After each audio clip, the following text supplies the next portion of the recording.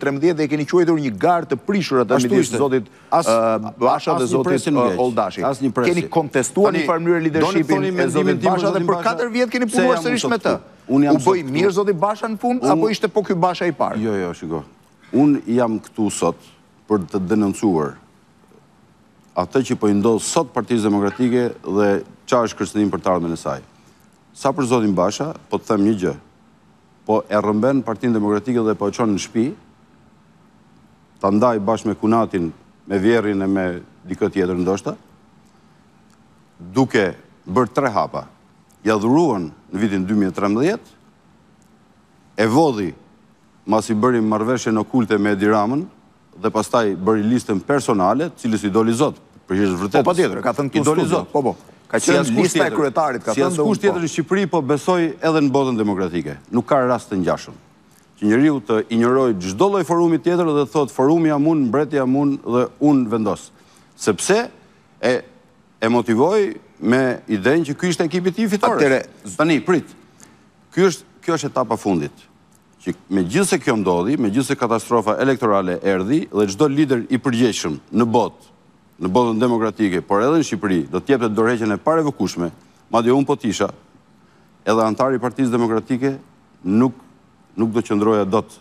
S'do qëndroja dot se do vite turp. Si s'do qëndroja dot? Po harruat zoti Patozis çfarë humbje psuat në 2013 dhe të gjithë qëndruat? E harruat Shkodrën e zonjës Topalli, harruat Vlorën tuaj. Pse qëndruat ju po t'i vinte turp, qëndroni as ju? Vlora ime, jo, shikoj një herë. E para janë të pakrahasueshme, sepse janë shifra të tilla. Ne kemi rënë në numra kemi rënë 14 mandate, siç unë e thash, dhe në shifra kemi rënë gati 10%, pra nga 2013 deri sot. Shifrat në politikë janë justifikim. Politik fiton ose nuk fiton zgjedhjet. Ke ose nuk e ke pushtetin. Zbaton ose nuk zbaton programin tënd. Po më le ta shpjegoj. Të tjerat pastaj janë në vitin 2013. Për fol kafe. Të gjithë ne që po flasim, i pari Sali Berisha, kemi marrë përgjegjësitë tona.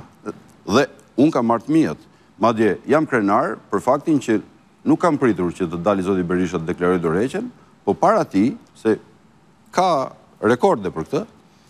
Pra, para ti, kam deklaruar bashkëpërgjegjësinë, sigurisht në përputhje me statusin tim. Po.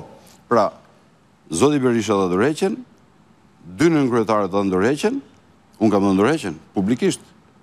Kam dhënë dorëheqjen dhe a keni kërkuar ju me zoti? Kam dhënë dorëheqjen dhe kam thënë që do të qëndroj ushtari i Partisë Demokratike vetëm në pozicionin e antarit të grupit parlamentar dhe asnjë ofic tjetër. A keni kërkuar ju zoti Patozi nga zoti Basha t'ju përfshin listën e deputetëve të vitit 2017? Jo. As direkt as indirekt? Unë në jetën time politike nuk i kam kërkuar kur dhe asnjëherë dikujt që të përfshihem në listën e deputetëve. Atëherë, me që folëm për çështjen e statutit, a e dini ju zoti Patozi që zoti Basha nuk zbatoi statutin as kur bëri listën sepse nuk e mblodhi kryesinë dhe nuk e aprovoi? Përse nuk folet në atë moment, por e lat në heshtje se statuti o qëndron ose qëndron? Një çështje është o e drejtë o jo, o legale o jo. Unë jetë legale kur të intereson. E para njerë, unë nuk hyte njerë, në qofë se ju keni një kujtes... Flas me ju, flas edhe për një grupim pak më të djerë, në qofë se ju keni ardhur vetëm personalisht në tjetër. Jo, unë vetë personalisht kam reaguar. Kam qenë ndër të parat që kam reaguar, dhe po kam reaguar për të qenë sinqert në mënyrë të përmbajtur. Jo se kam kursyer zotin Basha,